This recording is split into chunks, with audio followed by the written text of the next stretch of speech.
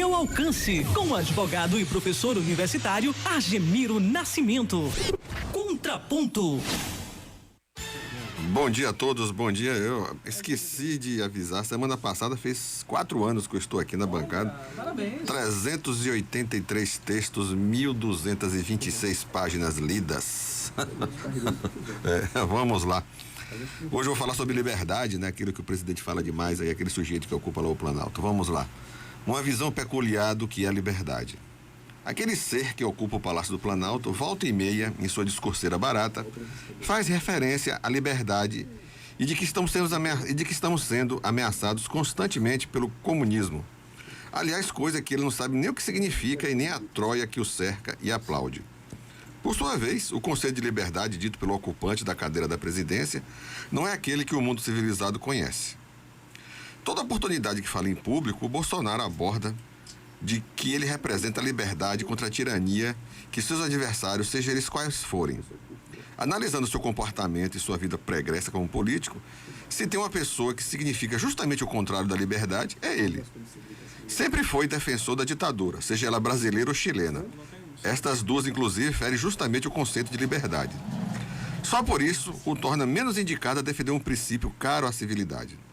A sua vida como parlamentar, inclusive, pregou as maiores barbaridades. Entre elas, pediu o fuzilamento do então presidente da época, o Fernando Henrique Cardoso. E não me venham dizer que isto era mera retórica de um deputado lunático querendo lacrar. Já disse neste espaço diversas vezes que quando um autocrata fala continuamente em liberdade em toda oportunidade que se expressa, ele está intimamente querendo fazer justamente o contrário. Em última análise, o seu palavrório se afigura como a antessala da tirania. A utilização do discurso da liberdade é a forma que encontra para espalhar mentira e de que algo precisa ser feito, senão o inimigo irá arrastar a população para o cadafalso da opressão. A sua visão particular e de seus seguidores lunáticos sobre a liberdade coaduna com seus valores extremistas de direita. É preciso, de forma contínua, no discurso de Bolsonaro, depor contra as instituições públicas, mesmo que não haja um mínimo de rasgo de ruptura política que venha afastar a liberdade. O inimigo, segundo ele, precisa ser construído à luz de suas convicções e que seja a expressão contrária de suas ideias e visto como algo que vai de encontro à pátria, à família e, por que não, à liberdade. Tudo isso que eu falo é o fascismo assentado nestas bases. E viu isso no discurso dele ontem, né? Na convenção do partido, um discurso sem pé nem cabeça, sem fio linear, falando o que saía na cabeça, é uma prova de que ele é incapaz de criar um raciocínio correto. O primeiro passo para evocar a liberdade é justamente, como já disse, pôr em dúvida as instituições públicas. Esse comportamento já é lugar comum de proto-ditadores. No caso específico de Bolsonaro, é o ataque constante ao STF e ao TSE e aos seus ministros como alvos constantes. É preciso pôr em dúvida o processo eleitoral, a soldo de que ele chama de liberdade. Volta e meia, o ocupante do Planalto duvida da seriedade das eleições.